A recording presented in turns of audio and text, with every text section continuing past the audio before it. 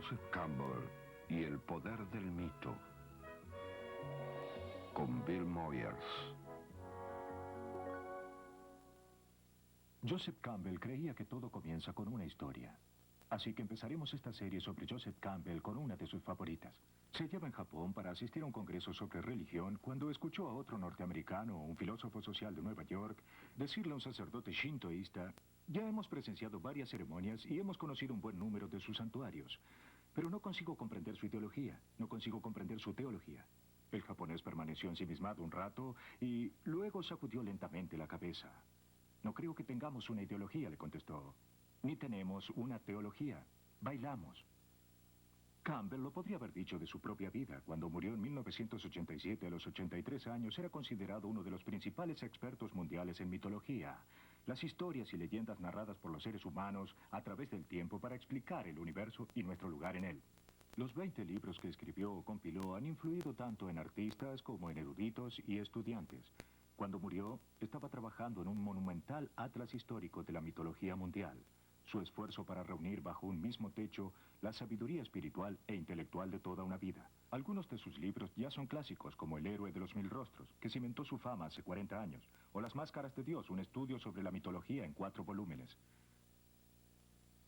Joseph Campbell era una de las personas más espirituales que conocí, pero no tenía una ideología o una teología. La mitología era para él la canción del universo, una música tan profundamente enraizada en nuestro inconsciente colectivo que bailamos a su ritmo, aun cuando no podemos recordar su nombre.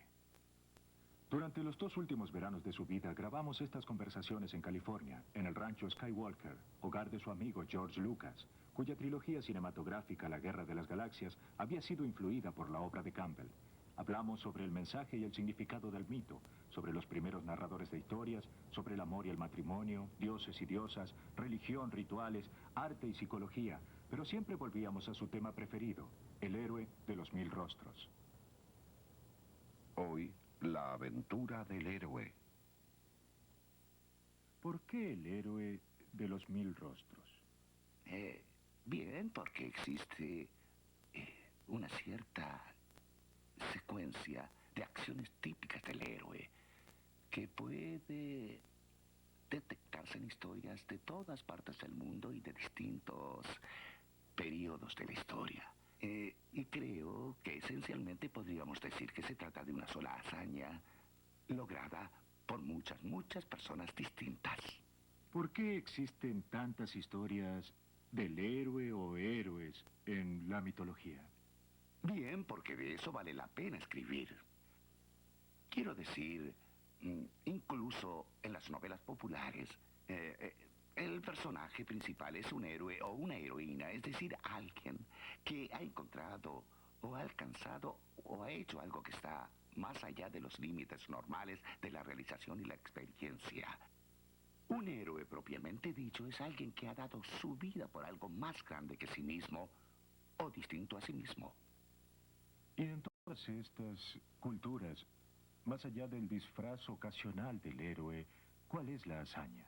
Bien, existen 2 tipos de hazaña. Una es la hazaña física, el héroe que se destaca en la guerra o a través de un acto físico heroico como salvar una vida, entregándose, sacrificándose por otro. Y la otra clase es la del héroe espiritual, el que ha aprendido o ha encontrado una forma de experiencia que sobrepasa el alcance normal de la vida espiritual humana y que ha vuelto a comunicarla. Es un ciclo, una ida y una vuelta, representada por el ciclo del héroe. Pero esto también puede verse en el simple ritual de iniciación, en el que un niño debe abandonar su infancia y convertirse en adulto.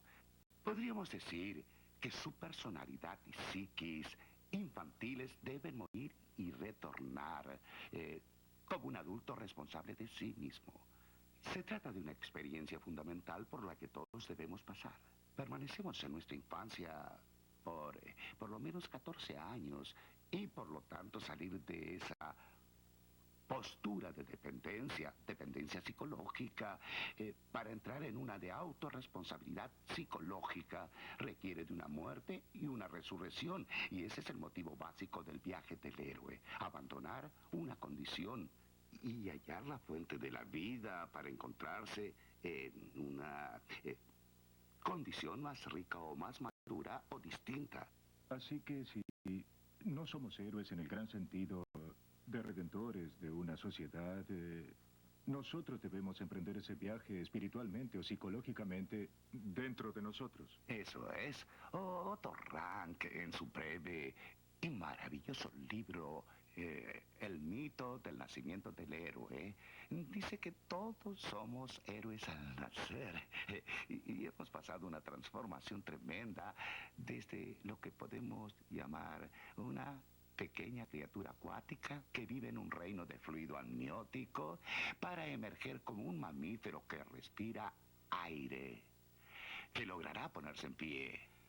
Se trata de una transformación enorme y es un acto heroico. Y es un acto heroico por parte de la madre hacer que esto suceda. Es la forma primaria del héroe, se podría decir. Y todavía queda un viaje por hacer. Un gran viaje por hacer. Y ese viaje no se inicia conscientemente. ¿Los héroes parten por propia iniciativa? Bien, ¿O se no? dan las dos maneras. Un modo muy común que aparece en los mitos celtas es de alguien que sigue el rastro de un ciervo o de algún otro animal y que se ve conducido a un bosque o a algún paisaje en el que nunca ha estado. El animal sufrirá una transformación convirtiéndose en la reina de las colinas encantadas o algo de ese tipo. Es un modo en el que no se sabe lo que se está haciendo y súbitamente uno se encuentra en pleno desarrollo de la aventura. Otra de las maneras es partir responsablemente y con la intención de llevar a cabo una hazaña. Por ejemplo, cuando Atenea le ordena a Telémaco, el hijo de Ulises, ve a encontrar a tu padre, esa búsqueda del padre es una importante aventura heroica para un joven. Es decir, la aventura de encontrar su carrera, su naturaleza, su origen, la emprende intencionalmente. Y existe otra forma. Uno se ve lanzado fortuitamente. Por ejemplo, ser reclutado por el ejército. No lo planeabas, te ocurrió. Te encuentras en otra transformación. Has pasado por una muerte y una resurrección. Te pones un uniforme. Eres otra persona. ¿Tiene entonces el heroísmo un objetivo moral? El objetivo moral es salvar un pueblo, o salvar una persona, o salvar una idea. Se está sacrificando a sí mismo por algo. Esa es la moralidad que subyace. Ahora bien, uno puede decir desde otra posición que ese algo es algo que no debería haberse hecho. Ese es un juicio emitido desde otro lado, pero no destruye el heroísmo de lo que se hizo de ninguna manera.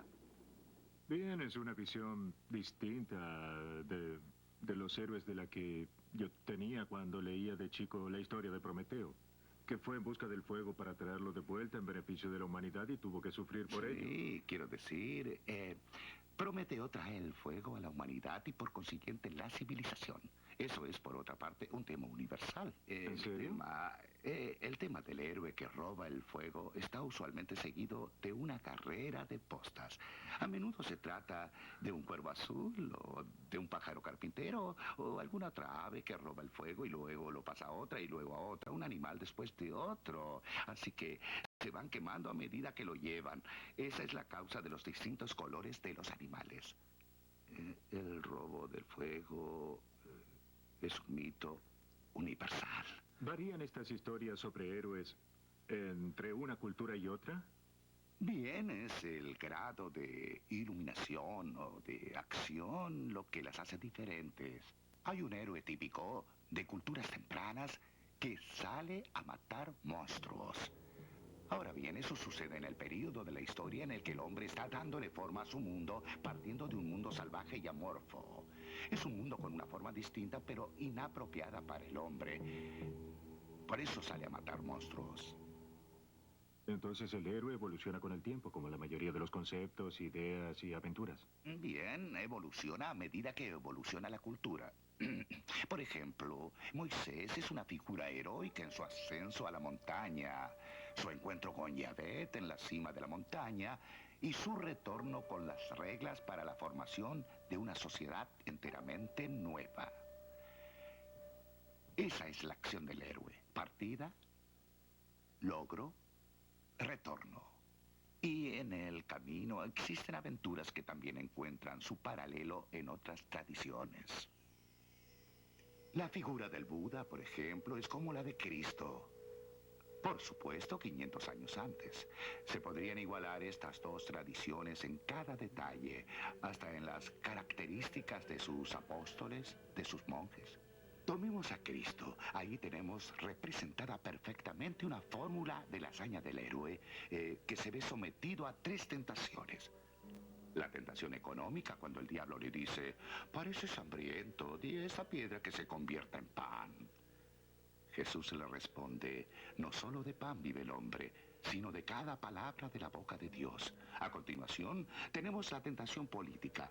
Es llevado a la cima de la montaña y se le muestra a las naciones del mundo diciendo, puedes controlar todas ellas si te arrodillas ante mí.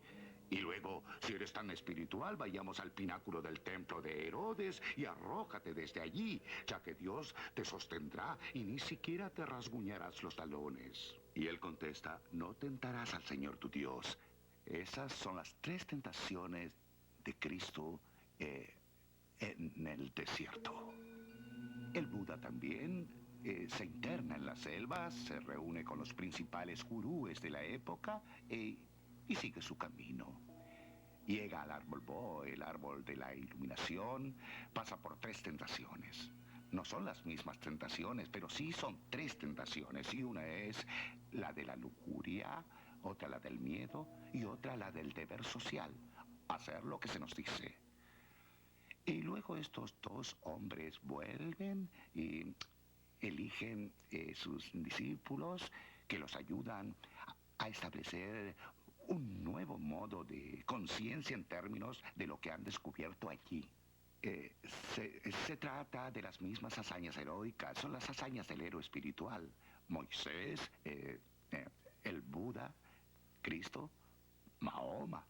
Mahoma, sabemos esto positivamente, era jefe de caravanas de camellos, pero decidió abandonar su hogar e ir a una pequeña cueva en una montaña que había encontrado para meditar, y meditar, y meditar, y meditar. Y un día una voz le dice, escribe. Y es así como tenemos el Corán. Es una vieja historia. A veces me parece que deberíamos sentir lástima por el héroe en vez de admiración. Son tantos los héroes que han sacrificado sus propias necesidades. Todos lo han hecho. Y con mucha frecuencia lo que logran es destruido por la poca visión de sus seguidores. Sí, salen de la selva llevando oro y se convierten en cenizas. Ese es otro tema recurrente.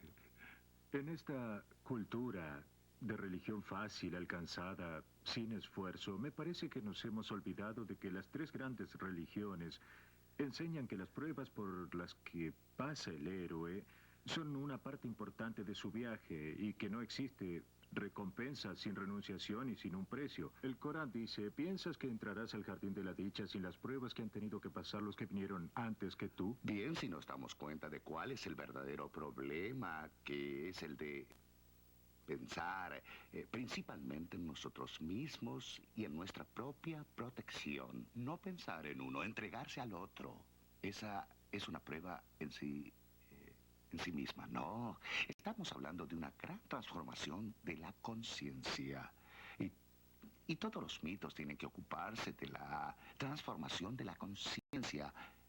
Estar pensando primero de una manera y tener que pensar ahora de otra. Y bien, ¿cómo se transforma la conciencia? A través de las pruebas. De las experiencias Las por las que el pruebas héroe o debe algunas pasar. revelaciones iluminadoras. Todo tiene que ver con pruebas y revelaciones. Bien, ¿quién está creando para nosotros hoy en día mitos heroicos? ¿El cine, por ejemplo? ¿Está creando figuras de No héroes lo míticos? sé. Ahora bien, mi experiencia del cine, quiero decir, la experiencia significativa que tuve con el cine tuvo lugar en mi infancia y eran verdaderas películas antes del cine sonoro en blanco y negro. Y había una figura de héroe que representaba algo para mí y que me sirvió como una especie de modelo en cuanto a lo físico. Y este personaje era Douglas Fairbanks. Yo quería hacer una síntesis de Douglas Fairbanks y de Leonardo da Vinci. Esa era mi idea. Pero eran modelos, eran papeles que aparecieron ante mí.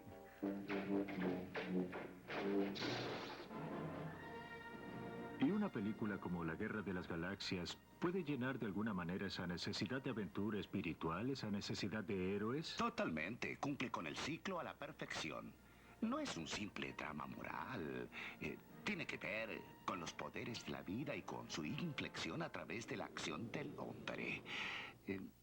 Una de las cosas maravillosas, creo yo, de esta aventura en el espacio es que el narrador, el artista, el que imagina la historia, se encuentra en un campo que no está cubierto por nuestros propios conocimientos, ¿sabe? Aunque gran parte de las aventuras en las historias antiguas transcurren cuando se internan en regiones que nunca antes habían sido visitadas, ahora hemos conquistado el planeta y ya no quedan espacios vacíos para que la imaginación acuda a pelear su propia guerra contra los poderes. Eso fue lo primero que sentí. Aquí yace todo un reino nuevo para desarrollar la imaginación de nuevas formas. Cuando se encuentra con algo como La Guerra de las Galaxias, ¿reconoce algunos de los temas de la mitología que se relacionan con héroes? Bien, creo que Lucas estaba usando figuras mitológicas prototípicas. El anciano, como consejero, me hizo pensar específicamente en el maestro de esgrima japonés. He conocido a algunos de esos maestros y este personaje tiene algo de su carácter. Bien, también hay algo mitológico, ¿no es así? En el sentido de que el héroe es ayudado por ese extraño que aparece y le entrega un instrumento, una espada o lanza hecha de luz. Sí, pero no solo le entrega un instrumento físico, sino también un compromiso psicológico y un centro psicológico. Let go your conscious self and act on instinct. Mientras lo hacía ejercitarse con esa extraña espada y luego se quitaba la máscara. Esa es una verdadera influencia japonesa. Cuando llevé a mis dos hijos a verla, hicieron lo mismo que el resto del público. En el momento en que la voz de Ben Kenobi le dice a Luke Skywalker, en el momento culminante, Use the force, Luke. Let go, Luke. el público se exaltó y comenzó a aplaudir. Así es. Bien, verá, hay algo que se comunica. Es un lenguaje que le habla a la gente joven de hoy. Y eso es maravilloso. Es porque el héroe persigue algo, está detrás de algo más que la búsqueda. No es un simple aventurero. Bien, una aventura de serendipity puede ocurrir también. ¿Sabe de dónde viene serendipity? Del sánscrito Swarandipua, la isla de seda, el antiguo nombre de Ceilán. Sí, el antiguo nombre de Ceilán, y proviene de la historia de una familia que trata de llegar a Ceilán mientras le ocurren infinidad de aventuras. Por eso también podemos encontrar una aventura de serendipity. ¿Es el aventurero que inicia esa clase de viaje un héroe en el sentido mitológico? Sí, sí, lo es. Está preparado para ello. Esto es algo muy interesante que concierne a esos temas mitológicos. El héroe está listo para alcanzar los logros que lo aguardan y son en realidad una manifestación en su carácter. Y es graciosa la manera en que el paisaje y las condiciones del ambiente encajan con la disposición del héroe. La aventura para la que se encuentra preparado es justo la que le sucede. Look, I ain't in this for your revolution, and I'm not in it for you, princess. I expect to be well paid. I'm in it for the... El mercenario Han Solo comienza como un mercenario y termina como un héroe. Era un tipo muy práctico. Un materialista por carácter, al menos así se veía a sí mismo, pero era capaz de sentir compasión al mismo tiempo y no lo sabía. La aventura le hizo evocar un aspecto de su carácter que él no creía poseer.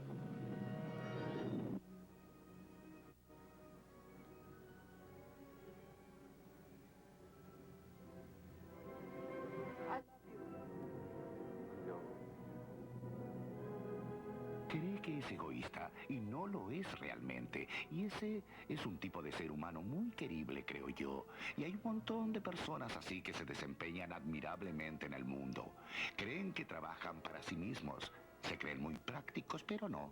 Hay otra cosa que los empuja a actuar. ¿Qué le pareció la escena en el bar? Es mi favorita, no solo de esta obra, sino de muchas, muchas obras que he visto en mi vida. ¿Por qué? Bien, nos encontramos en el borde de la aventura, a punto de embarcarnos hacia el espacio remoto. Y La verdadera aventura. la verdadera aventura, este es el lugar de lanzamiento y ahí es donde te encuentras con las personas que ya han estado allí y que se ocupan de las máquinas que viajan allí, donde no has estado tú. Me recuerda en cierto sentido La isla del tesoro de Robert Stevenson, la atmósfera previa al comienzo de la aventura. Estamos en el puerto, con los viejos marineros, hombres de mar, para quienes el océano es su mundo. Y así son también estas personas del espacio. I got a bad feeling about this.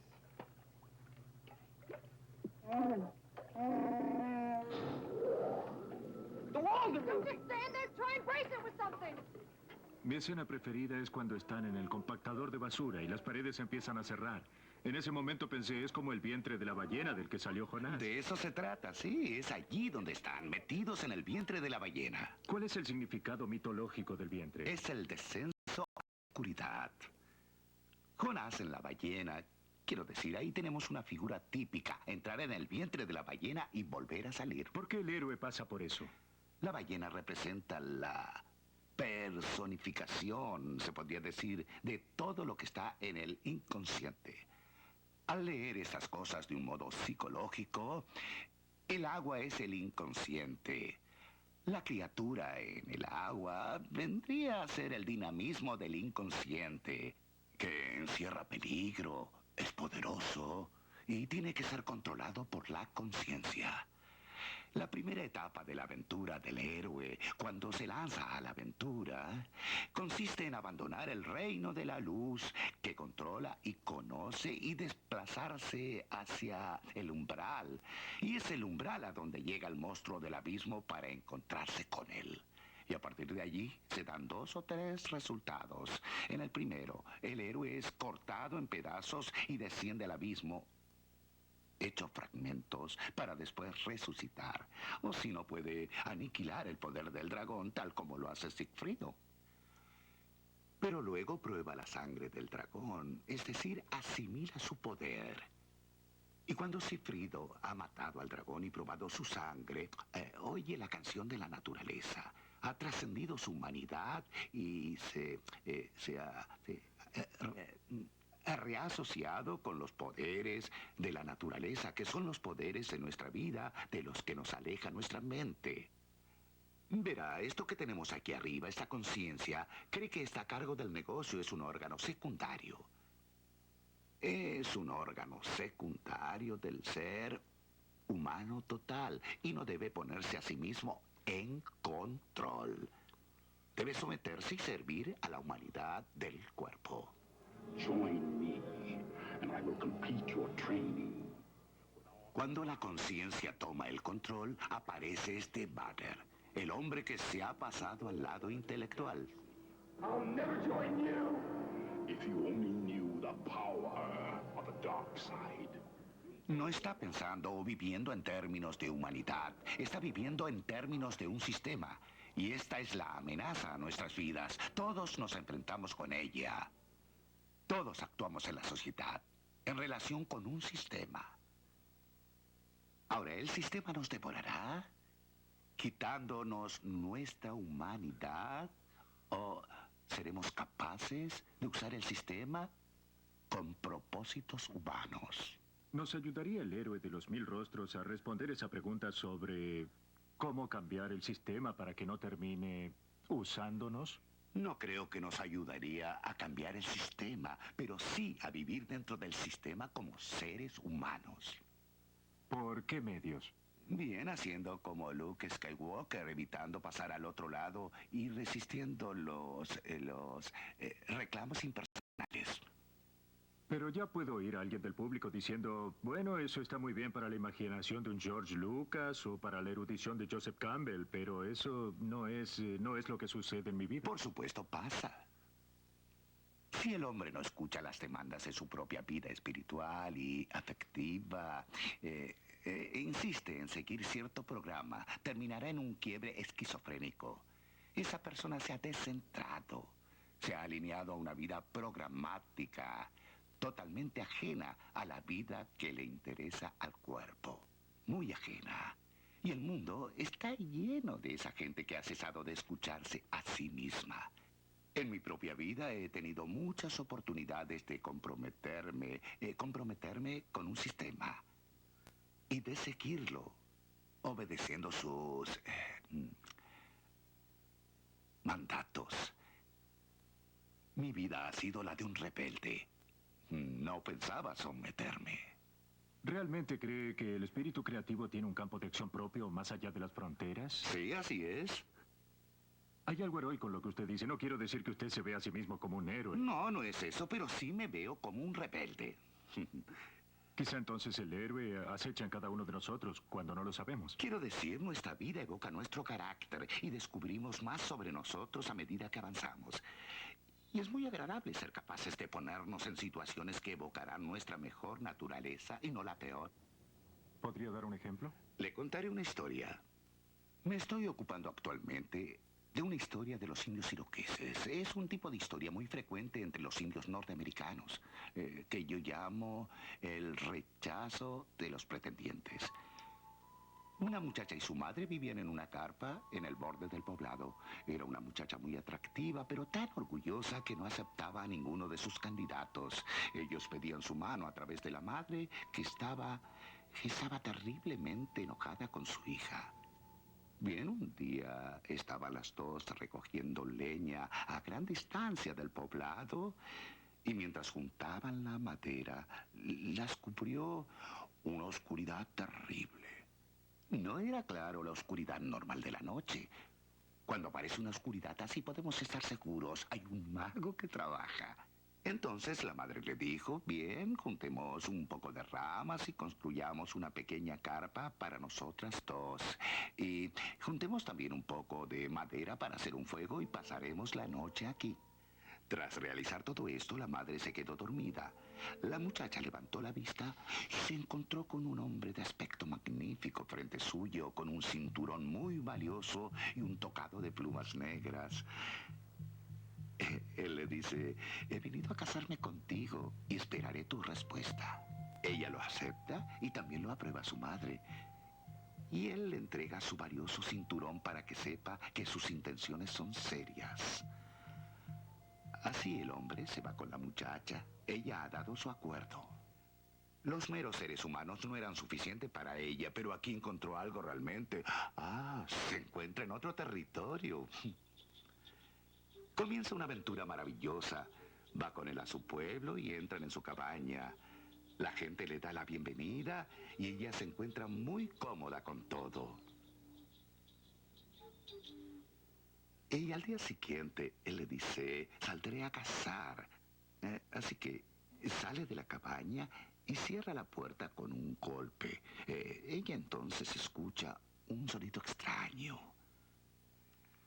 Pasa el día entero en la cabaña y cuando llega la noche, vuelve a oír ese sonido extraño. Y la puerta vuelve a abrirse y entra una serpiente prodigiosa con su lengua sibilante y apoya la cabeza en el regazo de la muchacha diciendo, ahora busca si tengo piojos en la cabeza. Y ella encuentra todo tipo de cosas horribles ahí dentro y las mata a todas. Y luego la serpiente se retira. Y un momento después, de que la puerta se hubiese cerrado, vuelve a abrirse y entonces lo ve entrar convertido en un joven apuesto que le dice, ¿tuviste miedo de mí cuando me viste entrar antes? Ella le dice que no tuvo miedo. Al día siguiente, él sale a cazar y ella sale de la cabaña para juntar leña. Y lo primero que ve es una enorme serpiente calentándose al sol sobre unas rocas. Y después otra y otra. Y se empieza a sentir muy mal, a extrañar su hogar y sentirse desalentada. Luego por la noche vuelve a suceder lo de la serpiente y lo del hombre otra vez. Al tercer día, cuando el hombre sale, ella decide que intentará irse de allí. Así que sale, y mientras está parada en el bosque pensando, oye una voz que le habla. Se da vuelta y se encuentra con un anciano que le dice, querida, estás en problemas. El hombre con el que te has casado es uno de 7 hermanos. Son grandes magos, y como sucede con la gente de ese tipo, no tienen los corazones en sus cuerpos. Hay una colección de 7 corazones en una bolsa que está escondida bajo la cama del hermano mayor con el que tú estás casada. Debes ir y conseguirla, y continuaremos con la parte siguiente de la aventura. Ella va, encuentra la bolsa de los corazones y mientras corre una voz le grita, detente, detente. Es la voz del mago y ella sigue corriendo y él le dice, crees que puedes escapar de mí, pero nunca podrás. Y justo en ese momento ella oye la voz del anciano que le dice, te ayudaré, querida. Y la ayuda a salir del agua. Ella ni siquiera sabía que estaba en el agua.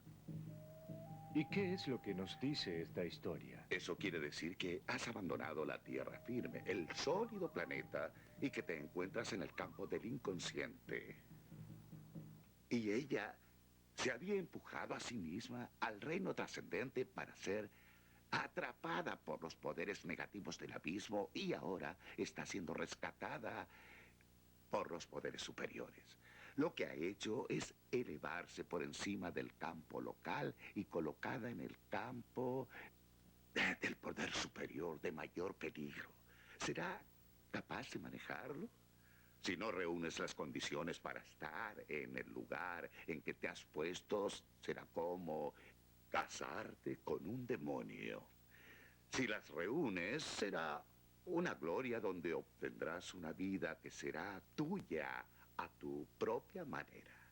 Entonces estas historias mitológicas están tratando de expresar una verdad que no alcanzaremos de otro modo. Es el borde, la entrecara de lo que puede saberse y lo que nunca será descubierto, porque es un misterio que trasciende toda investigación humana. La fuente de la vida, ¿qué es, eh? Nadie lo sabe. ¿Por qué son importantes las historias para alcanzar eso? Bien, creo que es importante vivir la vida conociendo su misterio y nuestro propio misterio. Hacerlo da a la vida un nuevo deleite, un nuevo equilibrio, una nueva armonía. Quiero decir, en la terapia psicológica, cuando la gente descubre qué es lo que late dentro suyo, endereza su camino y descubre qué es la vida. Creo que pensar en términos mitológicos ha ayudado a las personas. Y comprobamos que eso pasa. ¿Cómo? ¿Qué es lo que hace? Borra ansiedades y las pone en acuerdo con las cosas inevitables de la vida. Y pueden ver los valores positivos de lo que son, los aspectos negativos de lo que es positivo. Se trata de decirle no a la serpiente o sí a la serpiente, tan simple como eso. ¿No a la aventura? Sí, a la aventura de estar vivo, de vivir. Cuando era pequeño, las historias del rey Arturo, las historias de caballeros medievales, los cuentos de los matadores de dragones eran un elemento muy importante en mi mundo. Los dragones representan la codicia en realidad. El dragón europeo es el guardián de una cueva, en donde guarda montones de oro y vírgenes. Y no puede usar ninguna de estas dos cosas, solo cuidarlas. No hay ninguna vitalidad de la experiencia, ya sea del valor del oro o de la mujer que guarda en su cueva. Psicológicamente, el dragón es de atarse al propio ego y estar capturado en nuestra propia jaula para dragones. Y el problema del psiquiatra es romper ese dragón, abrirlo, para que pueda tener un campo más extenso de relaciones.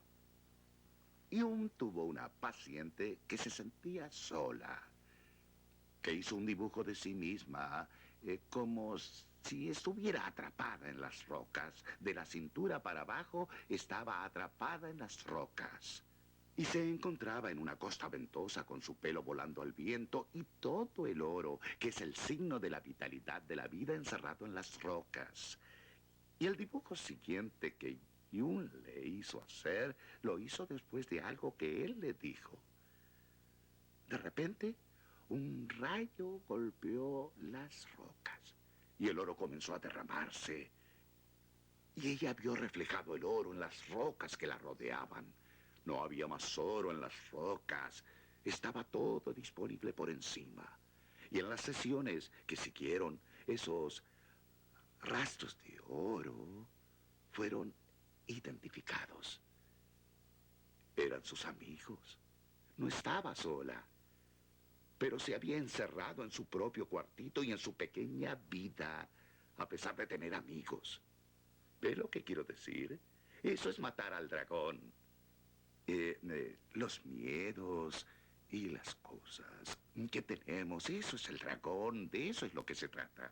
Por lo menos es el caso del dragón europeo. En chino es diferente. ¿Y cómo es?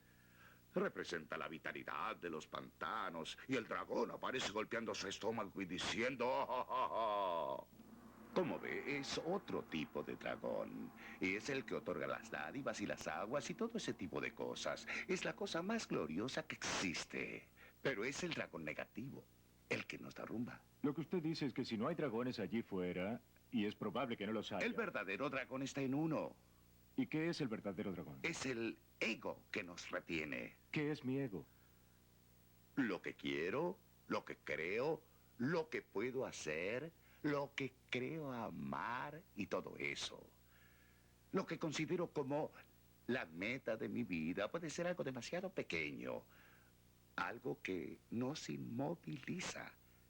Y si es simplemente el hacer lo que el ambiente nos dice que hagamos, ciertamente nos está inmovilizando. Y así el ambiente es tu dragón tal como es. Reflejado dentro de ti. ¿Cómo puedo matar? ¿Cómo puede hacerlo? Matar al dragón que hay dentro de mí. ¿Cuál es el viaje que yo, que usted, que cada uno de nosotros debe hacer? Usted habla de algo llamado la aventura más elevada del alma. Mi fórmula general para mis estudiantes es: persigan su felicidad, es decir, hallen el lugar donde se encuentra y no teman perseguirla. Puede ser que mi felicidad esté en el amor de mi vida, o en el Bien, será trabajo, en tu en mi vida. trabajo, o en mi vida. Si el trabajo que estás haciendo es el trabajo que elegiste hacer porque lo disfrutas, ahí estará. Pero si piensas, oh Dios, no podré hacer eso, ya sabes, es tu dragón que está bloqueando el camino. Oh, no, no podré ser un escritor. Oh, no, no podré hacer lo que tal y tal persona está haciendo. A diferencia de los héroes clásicos, no partimos en este viaje para salvar al mundo, sino para salvarnos. Y al hacerlo, salvamos al mundo. Y quiero decir que uno lo hace. La influencia de una persona vital infunde vida, sin ninguna duda. El mundo es un páramo. La gente tiene la creencia de que salvará al mundo si lo da vuelta y cambia las reglas y todo eso. No, cualquier mundo es un mundo habitable si está vivo. Y el tema es traerlo a la vida. Y la manera de traerlo a la vida es encontrar en nuestro propio caso dónde está nuestra vida y estar vivos nosotros mismos. Usted dice que debo emprender ese viaje, ir hasta allí y matar esos dragones. ¿Estoy obligado a ir solo? Si tiene a alguien que pueda ayudarlo, eso es también bueno. Pero, en última instancia, la jugada final depende de uno. En todos estos viajes de la mitología hay un lugar que todos desean encontrar. ¿Qué es? Los budistas hablan del nirvana, Jesús habla de la paz. Existe un lugar de descanso y reposo. ¿Es típico del viaje del héroe que exista un lugar que hay que encontrar? Ese es un lugar de descanso que hay en uno mismo. Digamos que yo sé un poco de esto por el atletismo. El atleta que está en plena forma tiene un lugar tranquilo dentro de sí. Y es a partir de ese lugar que surge su acción. Si todo él está en el campo de acción, no está desempeñándose bien. Existe un centro a partir del cual actuamos. Jane, mi mujer, que es bailarina, me cuenta que también esto es cierto en la danza, que hay un centro que debemos conocer y sostener. La persona lo puede reconocer de un modo bastante físico. Pero a no ser que se haya encontrado este centro, uno está desgarrado y aparece la tensión.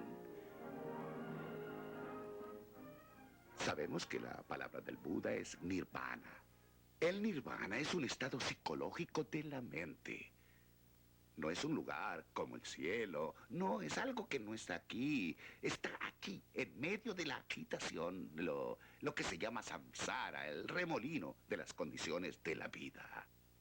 Ese nirvana es la condición que sobreviene cuando no estamos compelidos por el deseo o el miedo o por compromisos sociales. Cuando sostenemos nuestro centro y actuamos a partir de allí. Y como todos los héroes, el Buda no nos muestra la verdad, la iluminación, nos muestra el camino hacia ella. El camino, pero también tiene que ser tu camino. Quiero decir, ¿cómo podría librarme del miedo? El Buda no puede decirme cómo voy a hacerlo. Hay ejercicios que los distintos maestros nos enseñarán, pero quizás no sirvan en tu caso. Todo lo que un maestro puede hacer es darte una pista de la dirección. Es como un faro que nos dice que hay rocas por este lado y que las evitemos. Usted habla mucho sobre la conciencia. ¿Sí? La mayoría de la gente oye ese término y al igual que yo lo comprenden veladamente. ¿Qué es? Jane y yo estábamos viviendo en Hawái en una casa pegada al océano. Y teníamos un pequeño lanai, una galería donde crecía un cocotero que la atravesaba y seguía más arriba. Y una especie de enredadera enorme con hojas de este tamaño había crecido en torno al cocotero. Esta planta, entonces, produce unos tentáculos mínimos para aferrarse al árbol. Y sabe dónde está el árbol y qué es lo que tiene que hacer. Y va creciendo de esta manera. Y al abrirse una hoja, esa hoja inmediatamente se torna hacia el sol. Ahora bien, nadie puede decir que esa hoja no sabe dónde va a estar el sol. Y todas las hojas hacen lo mismo. Es lo que se llama heliotropismo, ubicarse hacia el sol. Es una forma de conciencia. Existe una conciencia en las plantas. Existe una conciencia en los animales. Compartimos todas estas cosas. Al comer ciertos alimentos, la bilis sabe que ahí hay algo que la hace ponerse a trabajar. Vale decir, en todos los casos se trata de conciencia. Empiezo a sentir cada vez más que todo el planeta es consciente y el mundo vegetal ciertamente es consciente. Y cuando uno vive en el bosque, como me pasó a mí cuando era pequeño, podemos observar todas estas conciencias relacionándose entre sí. Los científicos están empezando a hablar abiertamente del principio de Gaia, Ahí tiene todo el planeta tomado como un organismo. la madre tierra. Verá, si pensamos en nosotros mismos como salidos de la Tierra, en vez de haber sido arrojados aquí desde otro lado, y ya sabe, surgidos de la Tierra, entonces somos la Tierra, somos la conciencia de la Tierra. Estos son los ojos de la Tierra. Y esta es la voz de la Tierra. ¿Qué? Si no. ¿Cómo podemos elevar nuestra conciencia? Bien, eso depende de saber en qué estamos dispuestos a pensar. Y para eso están las meditaciones. Y toda la vida es una meditación, en gran medida intencional. Muchas personas pasan el tiempo meditando para saber de dónde salió su dinero y a dónde va a ir a parar, pero eso es solo un nivel de meditación. O si uno tiene una familia que mantener, uno está preocupado por la familia. Estas son todas preocupaciones muy importantes, pero tienen que ver con las condiciones físicas principalmente y con las condiciones espirituales de los niños. Pero ¿cómo uno va a transmitir una conciencia espiritual a los niños si no la tiene uno mismo? ¿Y cómo llega uno a tenerla? Entonces hay que pensar en los mitos. Los mitos sirven para transportarnos a un nivel de conciencia espiritual. Es lo que pasa, por ejemplo, si estoy en la calle 52 y la Quinta Avenida y entro en la Catedral de San Patricio. He dejado atrás una ciudad bulliciosa y una de las más ferozmente centradas en lo económico de todo el mundo. Camino por la catedral y todo lo que me rodea me habla de misterios espirituales. El misterio de la cruz. ¿De qué se trata todo eso? Y los vitrales que crean una atmósfera totalmente distinta. Mi conciencia ha sido completamente elevada a otro nivel y me encuentro ya en otra plataforma. Y luego salgo y estoy de vuelta en la otra nuevamente. ¿Pero puedo conservar algo de aquello? Bueno, algunas oraciones y meditaciones que están asociadas con todo el contexto son lo que llaman mantras en la India, breves temas de meditación que mantienen a la conciencia en ese nivel en lugar de dejarla caer al nivel inferior. Y lo que finalmente podemos hacer es reconocer que este es un nivel más bajo que el otro.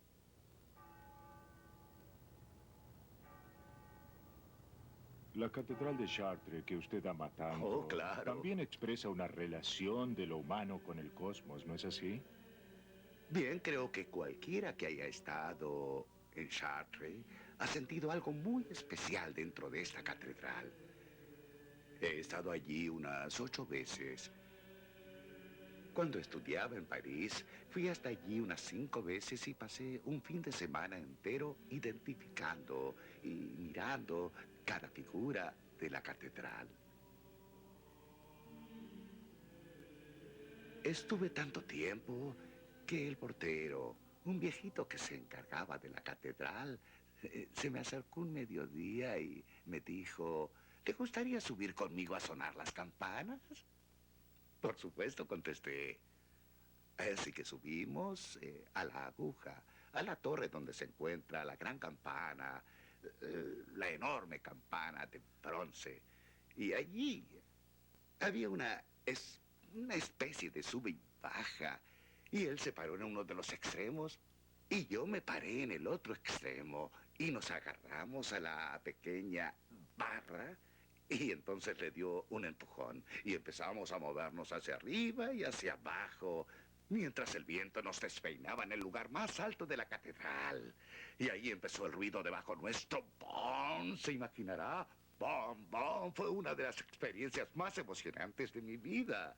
Y cuando todo se terminó, me llevó abajo y me dijo, quiero mostrarle dónde está mi cuarto. Bien, en una catedral tenemos primero la nave, después el crucero y al final el ábside. Y alrededor del ábside está el tabique del coro. Pero el tabique del coro de Chartres es más o menos así de ancho. Y el portero me llevó hasta una puertita en medio del tabique y allí tenía su cama y una mesita con una lámpara. Y al mirar afuera vi a la Virgen Negra, la ventana con el vitral de la Virgen Negra. Y es ahí donde vivía. Es así que era una persona que vivía en meditación, ¿no? Una meditación constante, quiero decir. Y era algo muy conmovedor, muy hermoso. He estado allí una y otra vez. ¿Qué es lo que encuentra cuando va allí? ¿Cuál es la relación con lo que hemos venido hablando? Bien, lo primero que encuentro es que me lleva a una época en que estos principios inspiraban a la sociedad. Es decir, se puede medir qué es lo que inspira una sociedad observando cuál es el edificio más grande del lugar. Cuando nos acercamos a una ciudad medieval, vemos que la catedral es el edificio más grande. Si nos acercamos a una ciudad del siglo XVII, es el Cuando nos acercamos a una ciudad medieval, vemos que la catedral es el edificio más grande. Si nos acercamos a una ciudad del siglo XVII, es el palacio político lo que se eleva por encima de todo. Y en una ciudad moderna son las oficinas y los lugares para vivir lo que se destaca más que el resto. Y si usted va a Salt Lake City, verá todo el proceso ilustrado ante sus ojos. Primero se construyó el templo. El templo se construyó justo en el centro de la ciudad. Es decir, de acuerdo con la organización apropiada, se trata del centro espiritual desde el cual todo fluye en todas direcciones. Luego se construyó el Capitolio al lado del templo y lo superó en tamaño. Y hoy la construcción más grande es el edificio de oficinas de los asuntos de ambos. Esa es la historia de la civilización occidental. Desde el gótico, pasando por los períodos monárquicos de los siglos XVI y XVIII, hasta el mundo económico en el que vivimos ahora. El debate en Nueva York es ver quién construye el edificio más alto, no elogiar, sino construir el edificio más alto. Sí, son increíbles. Algunas de las cosas que se están construyendo en Nueva York son realmente increíbles y esto es un triunfo arquitectónico. Y eso es lo que la ciudad quiere dar a entender. Somos un centro de poder. Un centro de poder financiero. Miren lo que podemos hacer.